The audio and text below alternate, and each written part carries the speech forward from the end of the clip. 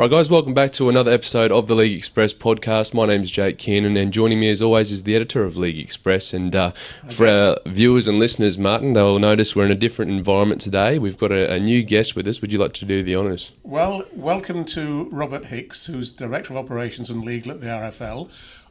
Rob's been kind enough to allow us to come to the RFL today, so we're out of our normal home, as you say, but it's great to be here, and it's a pleasure to have Rob on board. Rob, welcome to the podcast. I'm sure you'll enjoy the next 45 or 50 minutes, and it's great to have you on board.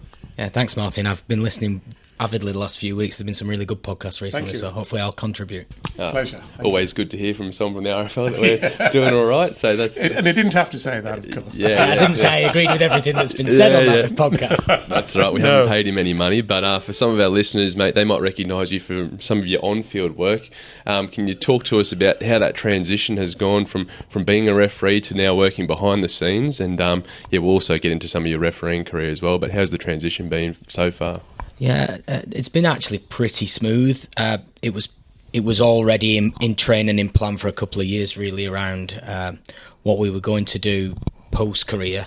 I was lucky when I came to the RFL. I already had a career, and because of the 2013 World Cup, I came in and had a dual career, full-time refereeing, doing everything the full-time group did, but stayed in the legal department there as a lawyer. I've got a lot of experience in administration, mainly in the community game. So when I decided to step off the field, it came probably in a phased approach. I went from being a full-time ref to a part-time ref again, and then stepped off after the World Cup. And I'm slightly larger now than I was, definitely less fit than I was, but I'm going bald. The crucial question, though, Rob, is: are you missing refereeing? Oh, you missed the 80 minutes, Martyn. Yeah. You missed the match. Do you miss the abuse? I think in a strange way you do. It might sound masochistic, but actually I think there's nothing better than the feeling of being involved in a big game in the centre of the field and having some involvement in it. And look, the game is all about its players. That's what we should always remember. But referees can contribute to a great spectacle. And when you'd had a really good game, there was nothing better than that. But I don't think you miss the surrounds of it, the week, in the run up to the week, or the back of a game and the abuse on social media, or the furore over a decision. But yeah, I do miss refereeing, I'll give you that. The thing about refereeing as well, Rob, is you've got to be as fit as the players, haven't you? Because if you measure how much ground you cover during a game, you're covering as much as the players, I would think, or certainly most of them. Yeah, I think there's a difference about fitness. So don't take this the wrong way when I say it, but I saw at the Wigan media day the other day, they did a yo-yo, and I think Cruz Leeming won it with 19-1. That would have been not in our top 5 of the Super League refs on the yo-yo. Really? No. But that would have... they have a different level of fitness. I'm sure they're stronger. I'm sure they're having to get up and down off a floor. But from an aerobic fitness and an anaerobic fitness, pure running basis, the refs are as fit as they can. They're incredible, aren't they? I mean, it's funny, because I was at Huddersfield a week or two ago at a fans forum, and I was sitting next to Chris, the referee, Chris Kendall, and referees look so young and lithe these days, because I go back a long way, as you obviously know, and back in the sort of 60s and 70s, referees used to look like my granddad, or I used to think of them in that way. They always looked to be about at least 50, if not more. They normally had grey hair, and they couldn't get around the field in anything like the way that guys do these days. And it's just amazing how the profile of referees has changed much more than players, actually, I think, over the years. That's true. I was probably an exception to the rule. There was me and Ben Thaler, James Child, and a couple of others who sort of came through as what you would have called kids into the game. Yeah. But that did change in the early noughts, and there's been a big focus on bringing a lot of younger people through. And Chris is an ex-player, finished after scholarship, and it doesn't mean that you can't play to a certain level before you're refereeing, but there is a career pathway for people who want to do it from an early age. Absolutely. And it's good for us, really, that we've got young athletes and they've got a career prospect if they want it. Dead right, yeah. So how did you get into rugby league as a young child, mate, or a young boy? What age were you, and I guess who influenced you to get involved in the sport? So I was born into rugby league, is the truth. I'm from a rugby league family, both on my dad's side and my mum's side. Before I was born, my granddad from my mum's side was the chairman at Oldham Rugby League and had that role for a period of time. My dad played professionally. He signed from Ditton Youth in Widnes, moved to Oldham and played for Oldham, played at a number of other clubs, Keighley, Lee. So what was your dad's name? Ray Hicks. He was a prop. Yes, got sent off. He had the record for the quickest send-off in a professional game at one point. About 10 seconds, yeah. So that's obviously why I became a referee. Yeah. He then went on to have a coaching career. He was the assistant coach to Chris Sullivan, who was the Swinton coach when they were in the old first division back then. And the little known fact about that is that he coached Craig Bellamy because Chris brought him over to play for Swinton at that time. Amazing. And then my granddad was involved at Saddleworth, and that was where I grew up watching and loving rugby league. I watched them every week with my granddad or my mum or whoever was there, playing with my friends on the car park. And we just got in. I was never really good enough to play. Played at school a little bit, wasn't tough enough, wasn't fast enough, and wasn't skillful enough. And if you've not got one of those drawbacks, three, aren't they? they're the three things. So sounds very much like my rugby league career, actually. Yeah, so I used to just referee. So even when we were playing touch rugby after games, a few kids, I'd end up refereeing them. And my first ever involvement was a National Cup game, no touch judges, got thrown the flag by the coach, ran the line in a game that Saddleworth won 104-0, I think it was, and disallowed a try that would have gotten their record ever wins. So ever since then, and that's where I went from there, really. Yeah. No, great. So you were unpopular from a young age. Exactly, yeah. So I guess from there, was that a decision you made then to pursue your career? And once you got that flag in your hand, was it like, all right, this could be something I do pursue? Yeah, well, I enjoyed doing that, and as I said, I'd been doing refereeing of like kids games and stuff as a touch referee and stuff, and got talking to a couple of local referees. Basically, they knew I was never going to play. Wanted to give something back to the game. Took it up. Did 12 months in the junior game, did my first open age game, sent 4 players off. I was only 17 at the time. Wasn't ready for that level, if we were to be truthfully honest. I did look young anyway. I get your point about people looking younger, but I was blonde-haired, a little bit chubby. So found it tough at the beginning, but loved doing it. It was a way of getting fit, was a little bit of pocket money. And then probably things changed in that Jeff Berry became the RFL's national match officials manager at the time. I remember that. Yeah. And he put in place a pathway and an almost like a career pathway for people, but a pathway of how to develop. And that was when it really changed for me, and I got involved in eventually getting on the Conference League and then through from there. And so once you got onto that pathway, you do see that you can get to the top, and you're looking at people above you and thinking, I'm better than that person, or I want to be better than that person. And that's how it went, really. So when was your first professional game, Rob? And can you remember it? And who was playing? So my first professional game in terms of first grade middle was Keighley versus London Scholars. Right. I think it was the back end of the 2005 season. In the middle of the 2005 season. I got promoted to grade 1 in the November 2006. Right. And that was when I then went on to November 2005, and then went to grade 1 from there. My first Super League game was when Crusaders beat Leeds in 2010. So it's a long while ago, really. Gosh, that's interesting, isn't it? And but all the time you were pursuing a legal career at the same time. So that you were pretty busy. You did. I assume you did a law degree. Did you at university? Yeah, I went to university in Leeds, read law, qualified, got my LLB. Went to Manchester to do a bar vocational course, which is the start of becoming a barrister. That was the way I wanted to go at that time. Then changed over and actually became a qualified solicitor, working in private practice from 2000. I got called to the bar in 2004 at Lincoln's Inn, and then I took a job with North Ainley Halliwell, a solicitors in Oldham, really good local practice, in 2006. And so I was a qualified lawyer at the same time I was a referee, pretty much. But while you were working as a lawyer, did it ever conflict with your expanding role as a referee? I mean, obviously 2 very busy jobs that you'd got there, and they complemented each other a little bit. Did they? But there was a reality that eventually, when you're in private practice, your private practice has to come first. Yeah. But of course, being a lawyer and applying the law in rugby league, there is a complementary element there, of course, as well. Some of my coaches would say I was perhaps too black and white, and that's why I was too lawyerish. But Yeah. How'd you go dealing with some of the players on the field? Like, obviously, Cam Smith has been well known to be able to influence some of the referee's decision. So he says, and so other people say. Did those lawyer skills help you argue with some of the players on the field as to why you made a certain call?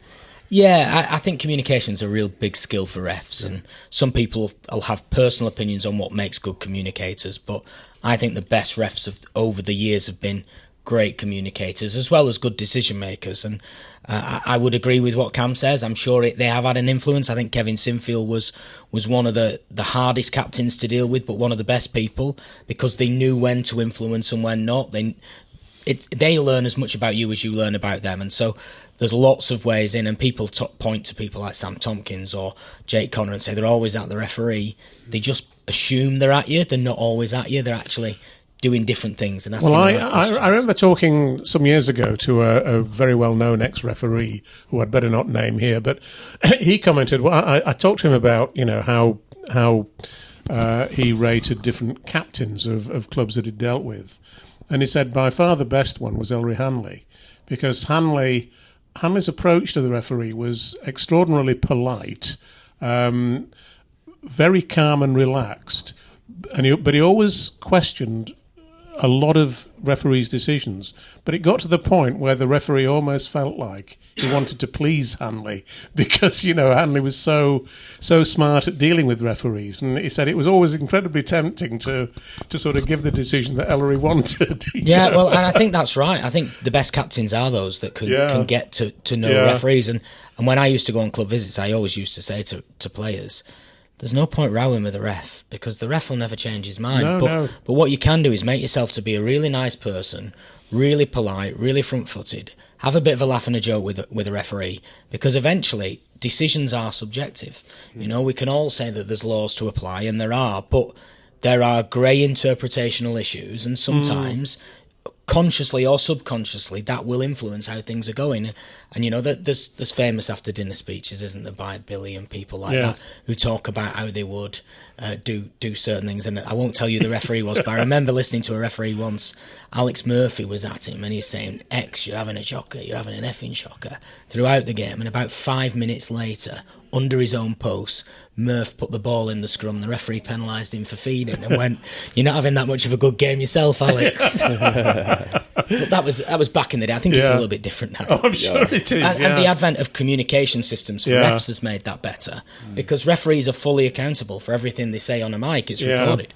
I mean, it's really weird, isn't it, to see people even now maybe writing in letters to our newspaper that referees were better in the old days. I mean, that's just, even I remember back in the 1960s and 70s how awful some referees were, to be honest, and how unfit they were. They couldn't keep up with the game, and as we said earlier, how old they are.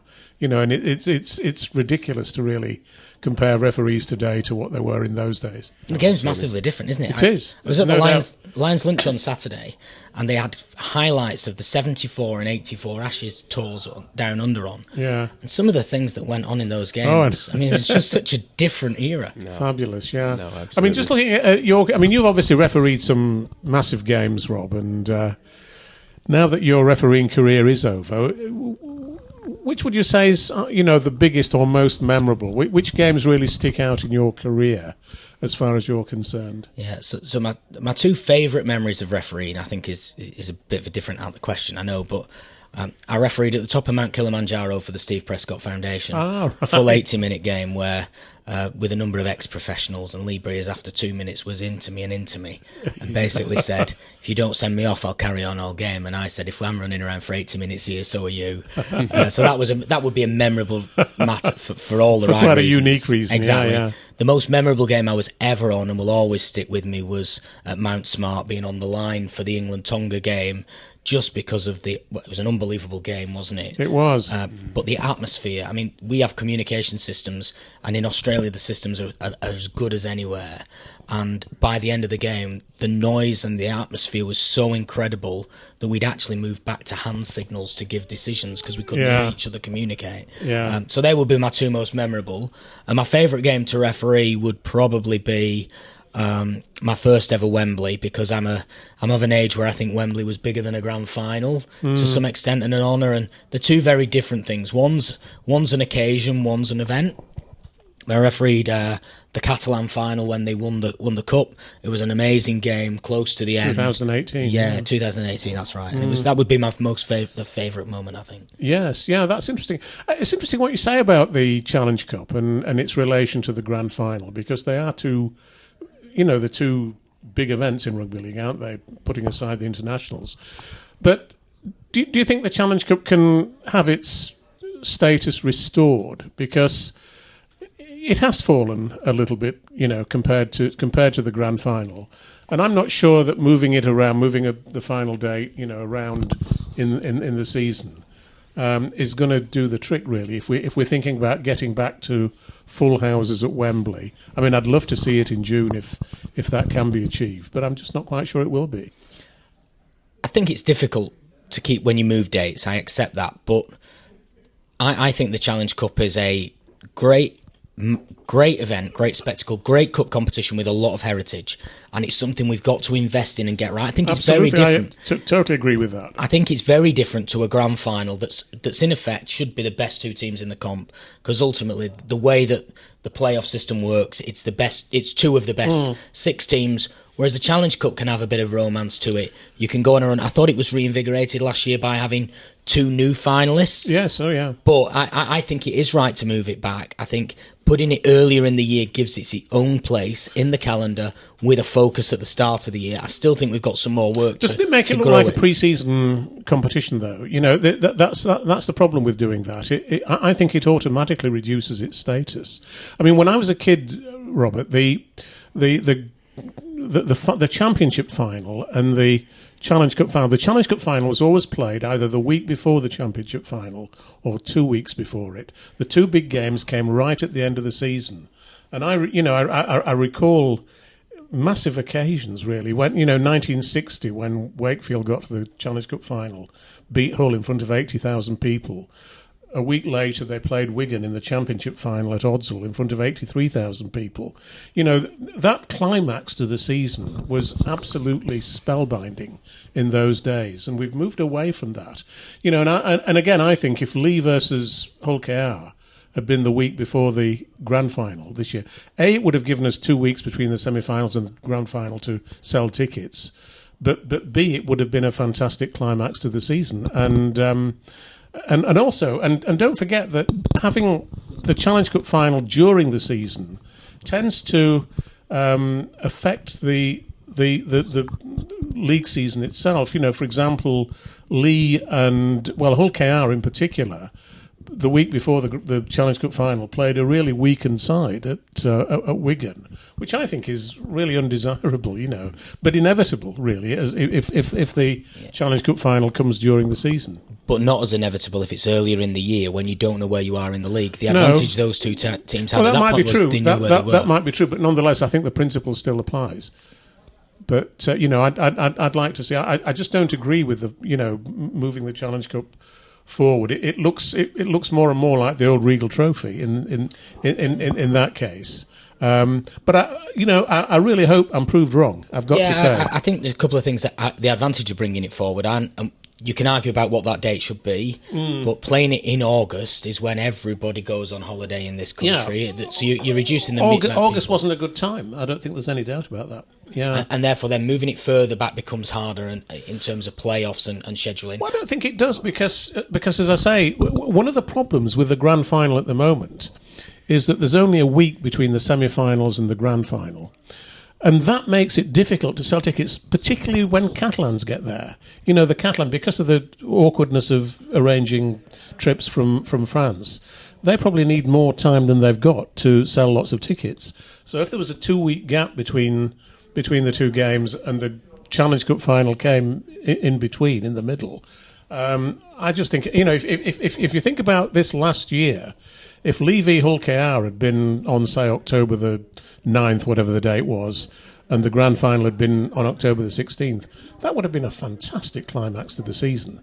And, 4 clubs would have been celebrating, wouldn't they, from, actually being in those games. And I suspect we'd have sold more tickets for the Wigan Catalans grand final at Old Trafford. It's just a theory. We'll probably never put it into practice. My push on it, and I'm not going to over-argue on it, but would be what happens if Wigan are in both finals and their fans have to buy the same tickets twice in 2 weeks. That's the great thing. Wakefield were in both finals in 1960 and in 1962, and they bought tickets in their thousands. They didn't deter them in the slightest. Fans love being in major finals, Rob, and they'll get to both if they have to. And that would be a great problem to have, wouldn't it? Be two big weekends in a row. Yeah, that's chance for redemption if Wigan were to lose the first one, I guess. That's absolutely right. But anyway, as I say, it's theoretical or academic at the moment, but it's just one of my particular bugbears. You touched on before, Rob, your favourite match of all time. Is there a least favourite or one that you wish you could have over, mate? I definitely have one over. I'd love to referee the 2019 Challenge Cup final again. Okay. The decision with Morgan Knowles' disallowed try just under the post would probably go down as my darkest day in the sport. And Warrington fans wouldn't say that, though, would they? Probably not, and I'm sure the St Helens fans would be the opposite of that. And the fallout from that was a very tough time for me personally. So yeah, I'd have that day over any day. Do you think in today's day and age it's a lot harder with social media? Obviously, every fan can have a comment. They can get after you personally if you have a personal account. And I guess, what are some of the measures you put in place to block out some of that noise when there is that criticism? Yeah, well, I choose to be on social media. I think it's a decision I took a number of years ago when it wasn't as big, but I think you have to make a decision yourself. Some referees just aren't on it. I have a rule that I'll engage with people if they're polite. I won't over-engage in terms of I can't keep going back on everything, but you saw that on the brain health stuff. I went on social media and responded to things. If people are polite, they ask questions, I think it's important you get your message across.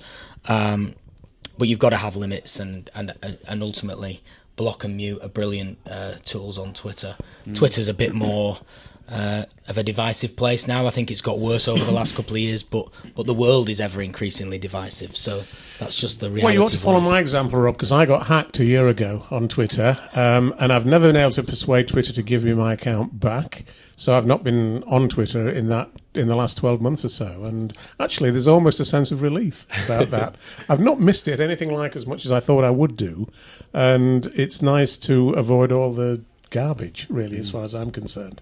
The downside to Twitter is the algorithms keep you in a sort of a false bubble of people thinking of a certain message. So if you follow politics, it does repeat on who the people are you're getting here from. Exactly, yes. And actually, I don't think people have worked out that sometimes it's wider than the bubble, and that's why I try to have a spectre of people I follow and who I engage with. Therefore, it does defeat that algorithm for negativity all the time. Yeah. Now, I assume the pathways has changed a lot since you came through the system, mate. What's the refereeing development like these days? And I guess there'd be a lot of focus too on mental health and how to block out that noise, I guess. Absolutely. Rugby League Cares do a lot of work with all our professional clubs, and they work with our full-time refs and our part-time staff as well. It's a tough place to be. I think we've got some big challenges on the pathway at the minute. We see that referee abuse in every sport is high. We ran an Enjoy the Game campaign last year, and we bought 200 referee head cams and put them out in the game. They haven't been as widely used as we wanted them to be, and we're working on that for this year. But we've just found a report that, based against our stats, we reduced the amount of poor adult behaviour into our sport last year by almost 50% in terms of reported cases. We'd had seen a gradual increase of that and a significant increase post-COVID, where I think people came back from COVID with forgetting what the social skills of life were about generally.